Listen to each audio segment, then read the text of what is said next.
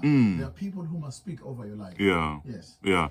No mfethu inamandla lento eshoyo. Yabona nje mfethu uexpanda futhi kulento noma ukueda. Khona abantu vuma mfethu abaya kwe-interview. Wabuya mfethu umuntu hard on themselves ukuthi hey yazi ngibhedile kule interview, you know. Kanti mfethu ufike waplanta iseed. Uthothwe ni-interview ubuye kukhathela uthi hey ngadlala ngesikhathi sami.